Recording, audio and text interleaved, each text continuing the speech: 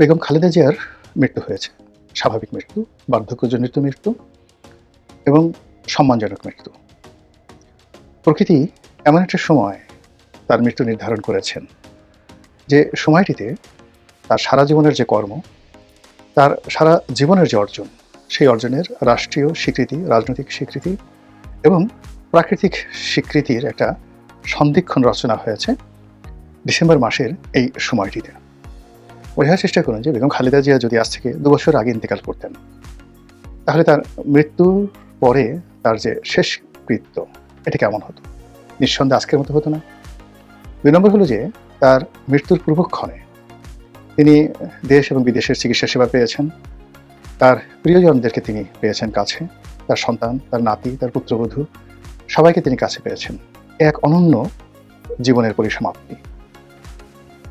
তৃতীয়ত, এটা বর্ষাকালে হতে পারত, কিন্তু বর্ষাকালে না হয়ে এমন একটা সময় হয়েছে যে সময়টিতে দেখা গেল যে মানুষের শোক প্রকাশ, মানুষের আবেগ প্রকাশ, জানাজাতে অংশগ্রহণ করা থেকে শুরু করে সব কিছুই প্রকৃতি অবারিত করে দিয়েছে।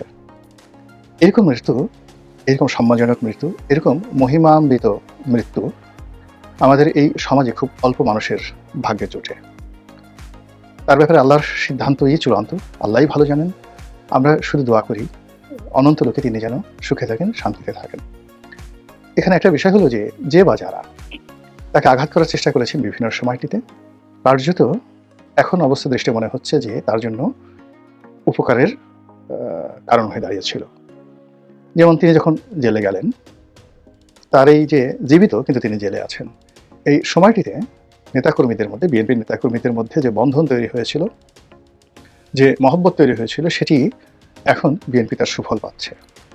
তার অবর্তমানে তার সন্তান যেভাবে নেতৃত্বে এগিয়ে এসেছিল এবং তার কোনো ওয়ে ছিল না। তিনি যতদিন বাইরে ছিলেন তখন হয়তো তারেক রহমান সাহেবের নেতৃত্ব 30% ছিল দলের উপর, কিন্তু যে মুহূর্তে তিনি জেলে গেলেন তখন তারেক রহমান সাহেবের নেতৃত্ব চলে এলো 95%। তো এই যে 95% যে তার নেতৃত্বের যোগ্যতা, তারা যারা তাকে জেলে নিয়েছেন বেগম জিয়াকে, তারা এই তারেক রহমান সাহেবকে নেতা হিসেবে গড়ে উঠতে সহযোগিতা করেছেন। তার ফলে এই সময়টিতে, পরিবর্তিত পরিস্থিতিতে তারেক রহমান সাহেব বাংলাদেশে আসার সাহস দেখিয়েছেন, শক্তি দেখিয়েছেন, যোগ্যতা দেখিয়েছেন এবং তার মায়ের শেষকৃত্যে তিনি উপস্থিত থাকার সৌভাগ্য অর্জন করেছেন। তো এই যে খালেদা জিয়ার জীবনে যে ঘটনা ঘটল, বাংলাদেশে আরও একজন প্রবীণা রাজনীতিবিদ শেখ হাসিনা, তিনি যদিও বেগম জিয়ার মতো রোগাক্রান্ত নন। বেগম জিয়ার দুটো খুব সিরিয়াস সমস্যা ছিল। একটা ছিল আর্থ্রাইটিসের সমস্যা, বাতের সমস্যা, এবং এইগুলোর কোনো চিকিৎসা হয় না। একবার যদি আপনি এই রোগ দ্বারা আক্রান্ত হন, ডায়াবেটিস, বাত, এগুলো আপনাকে সারা জীবন বহন করতে হয়। তার দ্বিতীয় আরেকটা সমস্যা ছিল লিভার সিরোসিস। এটাকে এক ধরনের লিভার ক্যান্সার বলা হয়। এটা একমাত্র হলো যে নির্দিষ্ট বয়স পর্যন্ত, সম্ভবত 50 বা 60 বছর পর্যন্ত একটা শরীর আপনাকে ধারণ করতে পারেন আপনি, যখন আপনার এই শরীর থেকে লিভারটা খুলে নিয়ে নতুন একটা লিভার লাগানো যায়। কিন্তু বেগম জিয়ার যে বয়স, সেই বয়সে আসলে এটা অপারেশন করা সম্ভব ছিল না। ফলে এই দুটো রোগ নিয়ে তিনি বেঁচে ছিলেন। তো সেই অর্থে শেখ হাসিনার কার্যত এরকম কোনো দৃশ্যমান রোগ আছে আমরা জানি না। তিনি এখনও শক্তিশালী, সামর্থ্যবান বা সামর্থ্যবতী এবং যথেষ্ট তার যে ব্রেইন, কথাবার্তা বলা, প্রত্যুৎপন্নমতিত্ব, নেতৃত্ব দেওয়ার ক্ষমতা এবং রেসপন্ড করার ক্ষমতা, এটি এখনও বহাল আছে। কিন্তু তারপরে তারও কিন্তু বয়স হয়েছে, তিনি বেগম জিয়ার খুব কাছাকাছি। তো এখানে আমি যেটি আতঙ্ক অনুভব করছি, সেটা হলো আমরা ছোটকালে একটা গল্প পড়েছি, কালা পাহাড় ধলা পাহাড়। তো সেই গল্পের আলোকে যদি আপনি বেগম জিয়া এবং শেখ হাসিনার রাজনীতি মূল্যায়ন করেন, তাহলে দেখবেন যে দুজন কিন্তু একজন অপরজনের পরিপূরক। তাদের জীবনের প্রাপ্তি এবং তাদের জীবনের অপ্রাপ্তি, তাদের জীবনের দুঃখ, কষ্ট, বেদনা এবং যা কিছু, এটা একে অপরের পরিপূরক। তাদের জন্ম প্রায় সমসাময়িক কালের, কর্মও তাদের সমসাময়িক কালের। তারা উভয়ই একজন পিতার পরিচয়, একজন স্বামীর পরিচয়। তারা পরিচিত, কিন্তু তাদের যাদের পরিচয় তারা পরিচিত ছিলেন, যেমন বঙ্গবন্ধু বা জিয়াউর রহমান সাহেব, তাদের যে জীবদ্দশায় ওনারা কখনো রাজনীতির কথা কল্পনাও করেননি। আবার তাদের অবর্তমানে প্রকৃতি এমন একটা অবস্থা করে দিয়েছে যে তারা প্রায় সমসাময়িক কালে রাজনীতিতে পদার্পণ করেছেন এবং একই পরিবেশে, একই মাঠে, একই রণাঙ্গনে ভিন্ন ভিন্ন অ্যাঙ্গেল থেকে দুজন যুক্ত করেছেন। দুজনের মধ্যে মনস্তাত্ত্বিক দূরত্ব ছিল, ঈর্ষা ছিল, ক্ষোভ ছিল, ক্রোধ ছিল, আবার তারা নিজেরাও হয়তো জানতেন না যে তাদের সঙ্গে পরস্পরের সঙ্গে কি প্রাকৃতিক বন্ধন আল্লাহ তৈরি করে দিয়েছে। এরকম ঘটনা যখন ঘটে, আপনি যখন দেখবেন যে পৃথিবীর কিছু কিছু মানুষ একসঙ্গে আসে।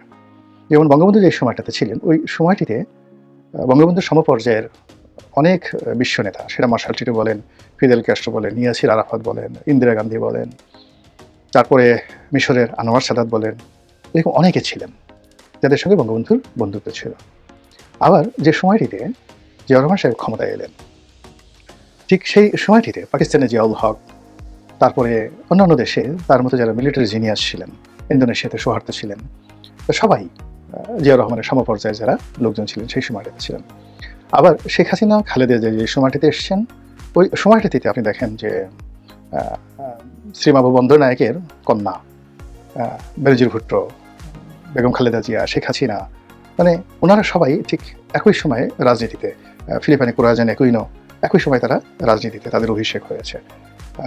ব্রিটেনেও মানে অনেক যারা মহিলা নেতৃত্ব হয়েছে, জার্মানিতে মহিলা নেতৃত্ব, এই সবাই সমসাময়িক কালের।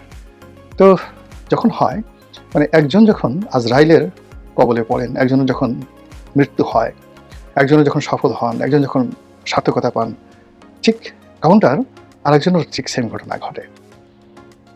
যে দুর্ভোগ এবং দুর্দশা খালেদা জিয়ার জীবনে ছিল, সেই দুর্ভোগ এবং দুর্দশা এখন শেখ হাসিনাকে তাড়া করছে। এবং সেই দুর্ভোগ দুর্দশা যখন কেটে গেছে খালেদা জিয়ার, ঠিক সেই সময় শরীর তার সাথে বিট্রে করে বসেছে এবং তিনি প্রকৃতির ডাকে সাড়া দিয়েছেন, যেটি শেখ হাসিনার জন্য অনিবার্য।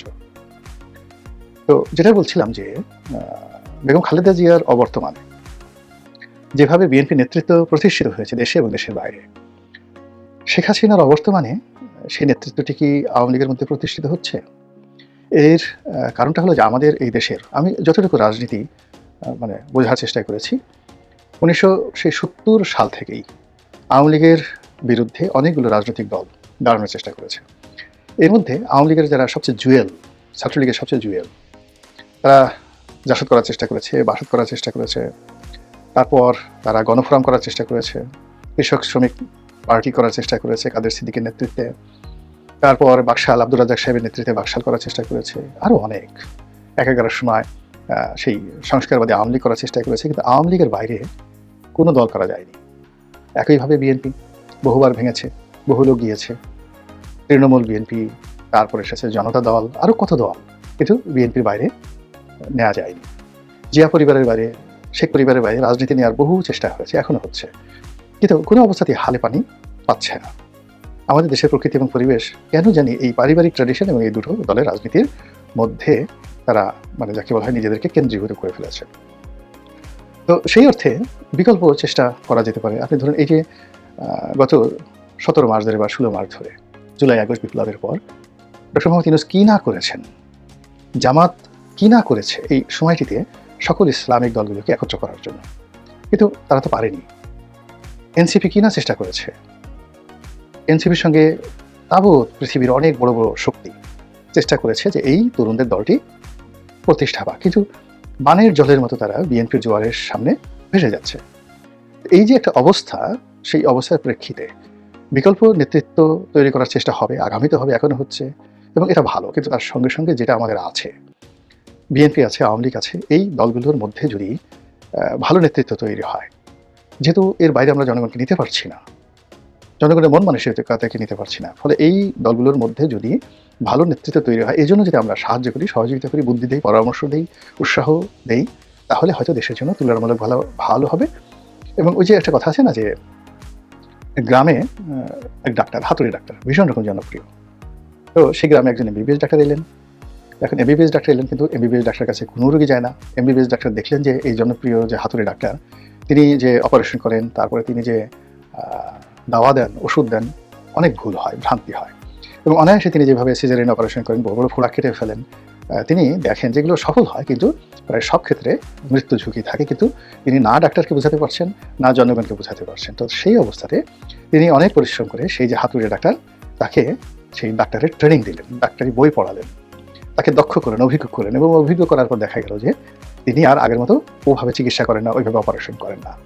আমরা যেহেতু আমাদের এই কাজগুলো আওয়ামী লীগকে দিয়ে করাতে হবে, বিএনপিকে দ্বারাই করাতে হবে, তো সেক্ষেত্রে এই দুটো দলকে নিরপেক্ষ দূরত্ব থেকে, এই দলের কাছে কোনো আশা না করে, এই দলগুলোর কাছ থেকে কোনো সুবিধার চিন্তা না করে বা এদের সাথে কোনো শত্রুতা না করে এদের যাতে ভালো হয় সেই বিষয়গুলো যদি পরামর্শ দেওয়া যায়, এদের যে মন্দ কাজগুলো রয়েছে সেগুলোকে যদি নিরপেক্ষভাবে সমালোচনা করা হয়, তাহলে হয়তো আমাদের যে রাজনীতি আগামী দিনে এই দুটো দলের মাধ্যমে তুলনামূলকভাবে ভালো হবে। ভারতের উদাহরণ দিই। ভারতে যখন রাহুল গান্ধী এলেন, তাকে নিয়ে সে কি ঠাট্টা, সে কি মশকরা। কিংবা সোনিয়া গান্ধী যখন এলেন, তাকেও নিয়েও কিন্তু প্রচণ্ড ঠাট্টা মশকরা হলো। ভালো মতো ইংরেজি বলতে পারে না, এরপরে পারিবারিক রাজনীতি, ইটালি থেকে এসছে, বিদেশি, রাহুল গান্ধী কি বুঝে, গর্দভ ইত্যাদি নানা রকম কথাবার্তা। কিন্তু এত কিছুর পরেও যখন কংগ্রেসের রাজনীতি গান্ধী পরিবারের বাইরে নেওয়া গেল না, তখন কংগ্রেসের মেধাবী এবং দেশের যত মেধাবী যারা লোকজন আছে, তারা সোনিয়া গান্ধী, রাহুল গান্ধী এবং প্রিয়াঙ্কা গান্ধী, তাদেরকে এমনভাবে গ্রুমিং করা হলো। সেই গ্রুমিংয়ের প্রেক্ষাপটে আপনি দেখেন যে আজকের যে রাহুল গান্ধী, তিনি একজন বিশ্বমানের নেতায় পরিণত হয়েছেন। অথচ 10 বছর আগে তাকে পাপ্পি হিসেবে ডাকা হতো। পাপ্পি। তো পাপ্পি বলতে কি, মানে আপনি বুঝেন যে আমি আর বললাম না সেই শব্দটি, তাকে পাপ্পি হিসেবে বা পাপ্পা হিসেবে ডাকা হতো। সেই পাপ্পি বা পাপা এখন পার্লামেন্টে বক্তব্য দিলে সারা দুনিয়ার মানুষ মন্ত্রমুগ্ধের মতো শুনে। তিনি যখন মিডিয়া ফেস করেন, সারা পৃথিবীর মানুষ তাকে শুনে।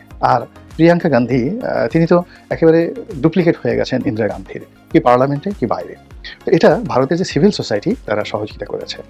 আমাদের দেশেরও রাজনীতির যে বাস্তবতা, এখানে আসলে খুব বেশি পণ্ডিত, খুব বেশি পাণ্ডিত্য, খুব বেশি যাকে বলা হয় দেশি বিদেশি ডিগ্রিধারী লোকজন যারা আছেন, তারা আমাদের এই রাজনীতির আবহাওয়া বা হাওয়া বাতাসে বড় হতে পারেন না। যেভাবেই হোক না কেন, রাজনীতির যে ট্র্যাডিশনটা হয়ে গেছে, ঐতিহ্য হয়ে গেছে, এর বাইরে আমরা যেতে পারবো না।